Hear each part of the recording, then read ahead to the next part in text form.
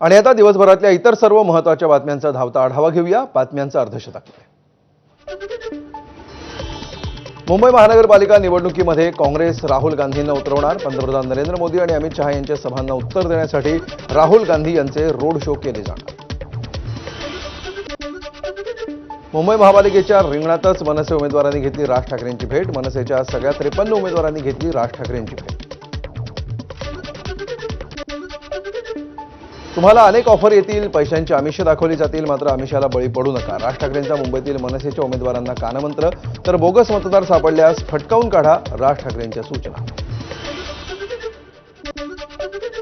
मुंबईतील प्रभाग 87चा वाद उच्च न्यायालयात. भाजप उमेदवार कृष्णा पारकर यांच्या अर्जावर अपक्ष उमेदवार महेंद्र पवार यांचा आक्षेप. निवडणूक अधिकाऱ्यांनी आक्षेप फेटाळल्यामुळे महेंद्र पवार उच्च न्यायालयात.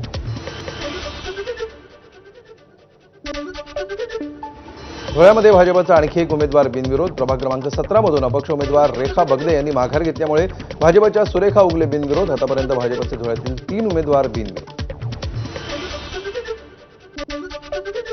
अहिल्यानगर महापालिकेतील प्रभाग 8 चे राष्ट्रवादी उमेदवार कुमाल वाकळे बिनविरोध. एकमेव अपक्ष उमेदवार पोपट कोलते यांनी उमेदवारी अर्ज मागे घेतल्यामुळे कुमार वाकळे यांची बिनविरोध निवड.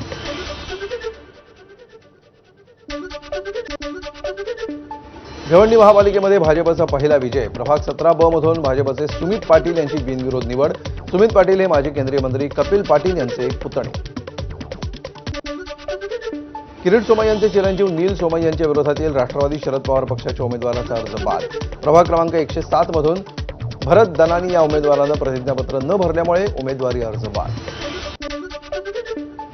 अहिल्यानगर महापालिका निवडणुकीमध्ये शिंदेंच्या शिवसेनेच्या 5 उमेदवारांचे अर्ज बाद. अर्जावर अनुमोदकाची चुकीची स्वाक्षरी, एबी फॉर्म न जोडल्यामुळे, एबी फॉर्मची झेरॉक्स प्रत जोडल्यामुळे तसंच एबी फॉर्मवर खाडाखोड केल्यामुळे 5 अर्ज बाद. धुळ्याच्या प्रभाग 12 मधून भाजपचे ज्येष्ठ नेते हिरामण गवळींची माघार. पक्षाकडून सूचना करण्यात आल्यामुळे घेतली माघार. छोटू थोरात यांना पाठिंबा जाहीर. संभाजीनगर महानगरपालिकेमध्ये भाजपमध्ये सर्वाधिक बंडखोरी. 86 भाजप कार्यकर्त्यांनी भरला अपक्ष अर्ज.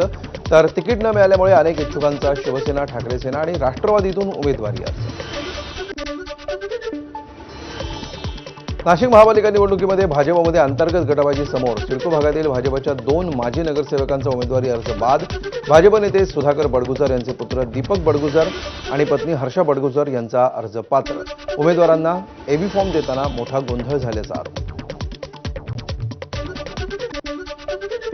भारतीय जनता पार्टीला बंडखोरीचं ग्रहण. प्रभाग क्रमांक 1 मधून अमित घोगे अपक्ष लढणार. अमित घोगे भाजप नाशिक शहर सरचिटणीस. गेल्या पंचवार्षिक निवडणुकीतही डावलण्यात आल्यामुळे अमित घोगे नाराज. नाशिकमध्ये तिकीट न मिळाल्यामुळे भाजपमधील इच्छुक संतापले. भाजप शहराध्यक्ष सुनील केदार यांना घेराव घालत कार्यकर्त्यांकडून त्यांना कोंडायचा प्रयत्न. निष्ठावंतांना डावलून इतरांना तिकीट दिल्याचा आरोप.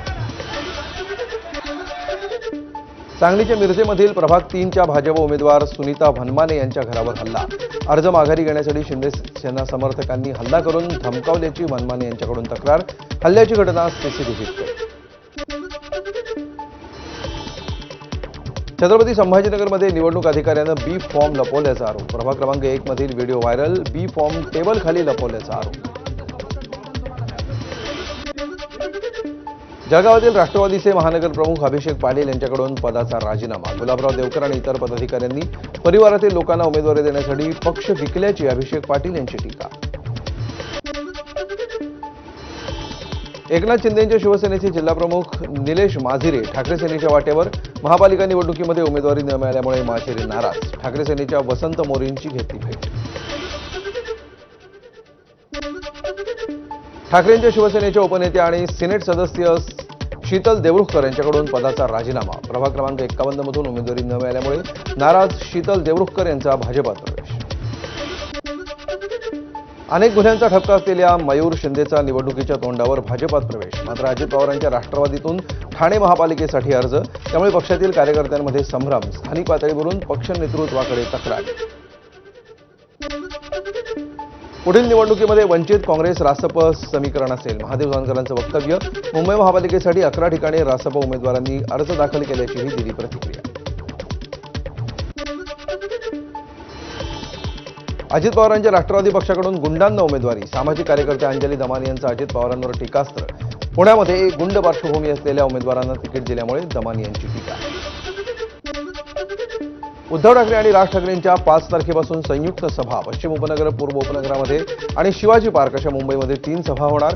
कल्याण, डोंबिवली, मीरा भाईंदर आणि नाशिकमध्ये प्रत्येकी 1 सभा, तर दोघांच्या स्वतंत्र सभा देखील होणार. पुण्यामध्ये शरद पवारांच्या राष्ट्रवादीच्या 8 उमेदवारांना अजित पवारांच्या राष्ट्रवादीकडून संधी. माजी नगरसेवक धनंजय पिसाळ आणि मनीषा रहाटे, सिराज अहमद, आरिफ सय्यद, मनीष दुबे, संगीता वाजे यांना संधी. राष्ट्रवादीकडून एकूण 94 उमेदवार निवडणुकीच्या आहेत.